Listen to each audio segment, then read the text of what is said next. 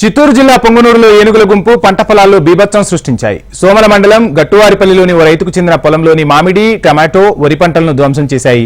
దీంతో రైతు లబోదిబోమంటున్నాడు. సుమారు 5 లక్షల రూపాయల మేర నష్టం జరిగిందని రైతు లక్ష్మయ్య ఆవేదన వ్యక్తం చేస్తున్నాడు. ఏనుగులను అటవీ ప్రాంతంలోకి దారి మళ్లించి పంట పొలాలను రక్షించాలని కోరుతున్నాడు.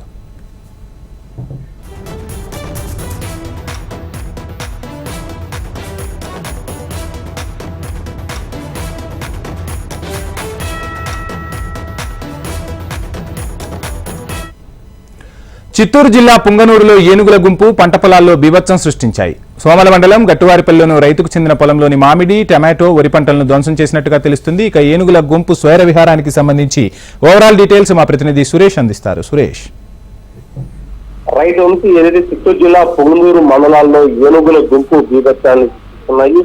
పంట పొలాలపై దాడి చేస్తూ పంటలకు నష్టం చేస్తున్నాయి. ఈ నేపథ్యంలో రైతు లక్ష్మయ్య పంట పొలాలపై దాడి చేసి ఈ దాడిలో దాదాపు 5 లక్షల వరకు నష్టపోయారు. అటు సోమల, చదువు మండలం, తిమ్మినాయనపల్లి కావచ్చు, సద్దువారిపల్లి కావచ్చు, అలాగే ఉప్పరపల్లి పంచాయతీ, కమ్మపల్లి కావచ్చు, పూర్తి స్థాయిలో పంట పొలాలపై ఏనుగుల గుంపు దాడి చేసి ఆ పంటకు నష్టం చేకూరుతున్న నేపథ్యంలో రైతులు ఆవేదన వ్యక్తం చేస్తున్నారు. అధికారులకు మొదలు పెట్టుకుంటున్నారు.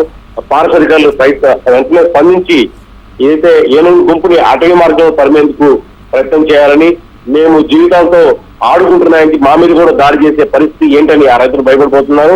పూర్తి స్థాయిలో ఏనుగుల గుంపుని అటవీ మార్గంలోకి తరిమేయాలని, అటు పంట పొలాల మీద దాడి చేసి పంట పొలాలకు నష్టం చేకూర్చడమే కాకుండా మా పొలాలకు కూడా ముప్పు ఉందని ఆ రైతులు ఆవేదన వ్యక్తం చేస్తున్నారు.